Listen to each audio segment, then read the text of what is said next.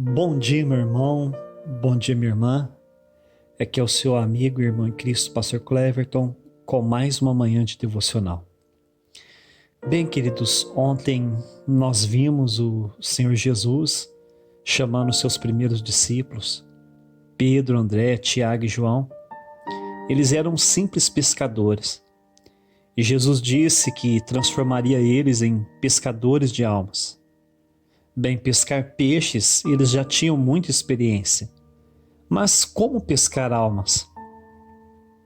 Para poder ensinar eles a pescar almas, Jesus os levou para uma longa caminhada em toda a Galileia. Então Jesus revelou a eles que a única forma de pescar almas era primeiro indo até onde elas estavam. E então pregar a eles a boa notícia do Evangelho do Reino de Deus.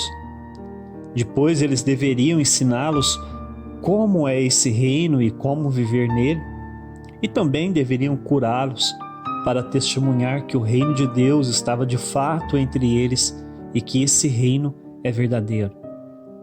Se eles seguissem esses passos, eles certamente se tornariam ótimos pescadores de almas e colheriam uma multidão de peixes para o Senhor. O tema de hoje é o Evangelho de Cristo. O texto que vamos ler é Mateus do capítulo 4, versículo 23 ao versículo 25. Versículo 23 diz assim: E Jesus percorria por toda a Galileia, ensinando na sinagoga, pregando o Evangelho do Reino e curando todo tipo de doenças e enfermidade entre o povo. Aqui diz que a primeira lição de Cristo aos seus discípulos foi percorrer por toda a Galileia com os 4 pescadores. A região da Galileia ficava ao redor do mar da Galileia.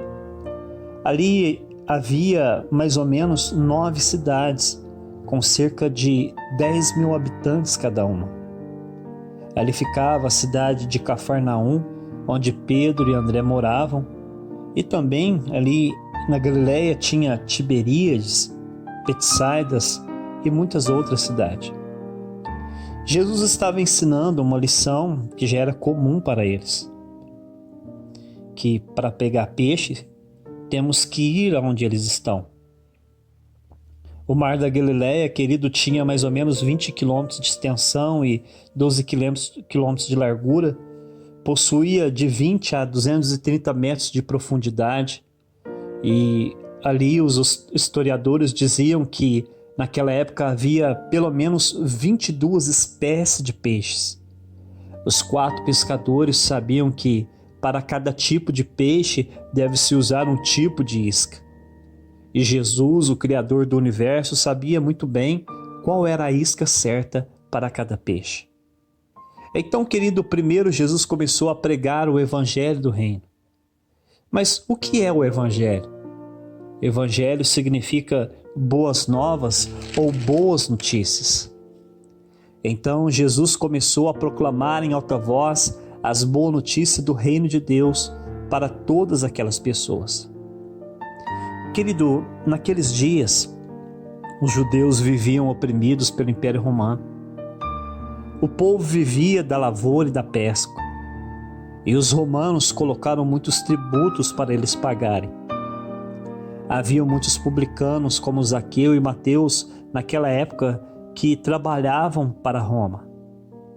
E o pouco que as famílias conseguiam, que mal dava para sustentar a sua família, eles tinham que repartir com os publicanos e com os romanos. Por causa, querido, da escassez, o povo vivia doente. O texto diz que havia muitos enfermos e pessoas possuídas por demônios por causa da pressão psicológica que o Império Romano impunha sobre eles. O povo naqueles dias estavam como o povo hebreu na escravidão do Egito. Eles estavam clamando a Deus, pedindo um libertador. E havia naqueles dias, querido, profecias que indicavam que em breve Deus iria enviar até eles o Messias, que destruiria o Império Romano e libertaria o seu povo de toda escravidão. Então, Quando a multidão ouviu Jesus proclamando sobre as boas notícias que o reino de Deus estava chegando, as multidões ficaram maravilhadas, pois lembraram das profecias, e então nasceu uma luz no fundo do túnel da opressão e da escravidão. Quando Jesus começou a pregar o Evangelho, convidando as pessoas a entrarem no reino de Deus, as multidões vieram de todas as cidades da Galileia para ouvi-lo. Neste momento, Pedro e os outros 3 pescadores com certeza ficaram impressionados com a sabedoria de Jesus para alcançar aquelas almas perdidas. Jesus dizia: "Vinde até mim, todos vocês que estão cansados e oprimidos, que eu vos aliviarei." Então, ao ouvir, as pessoas enfermas começaram a se aproximar deles. E Jesus, querido autor da vida, começou a tocar em seus corpos e curá-los, e também a libertá-los de todo aquele mal. Jesus tinha autoridade sobre todo tipo de doenças, porque ele era o autor da vida. Ele não era um simples cirurgião. Os seus olhos eram como chama de fogo. Ou seja, Jesus via interiormente onde estava o tumor, a enfermidade, com a sua visão espiritual. E com um simples toque, ele devolvia a vida àquele corpo moribundo. As pessoas, ao serem tocadas por Jesus, o autor da vida, sentiam a vida de Cristo entrando em seus corpos, e eles saltavam de alegria, pois depois de longos anos enfermos, agora tinha toda a saúde restaurada. Mateus 4, versículo de número 24. E diz assim: "E a sua fama percorreu por toda a Síria, e lhe trouxeram então todos os doentes acometidos de várias enfermidades e tormentos, endemoniados, epiléticos e paralíticos, e ele curou a todos." Querido, quando as pessoas ficavam livres daquele mal, elas logo saíam correndo para anunciar que Deus estava visitando eles através de um homem chamado Jesus. Fico imaginando a cena, um homem paralítico há muitos anos, agora correndo com a sua maca nas mãos, com os olhos cheios de lágrimas. Querido, mas não de lágrimas de dor ou de sofrimento, mas lágrimas de alegria, de alívio, lágrimas de gratidão, porque outrora ele estava paralisado, agora ele podia saltar muralhas. Jesus transformou aquele homem paralítico em um atleta. Irmãos, no meio daquela multidão havia cegos, mudos, surdos, endemoniados e muitos outros enfermos. Os mudos Jesus transformou em cantores de ópera. O surdo Jesus transformou em psicólogo, pois a função dos psicólogos é ouvir as outras pessoas.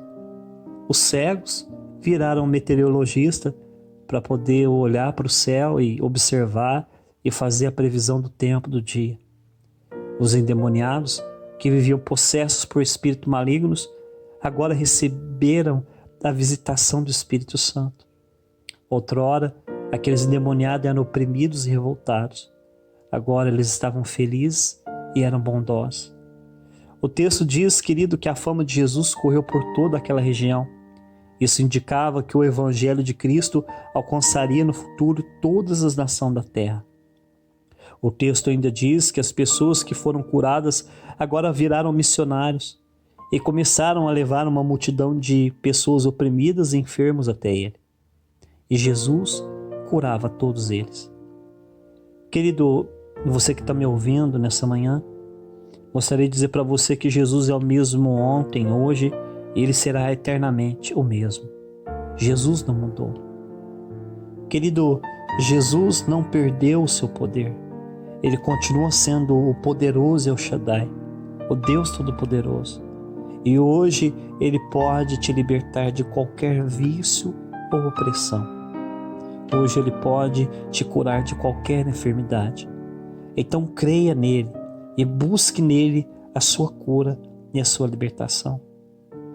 Mateus 4, versículo 25, para finalizar, o texto diz: "E da Galileia e de Decápolis, de Jerusalém, de toda a Judéia e do outro lado do Jordão, numerosas multidões o seguiam.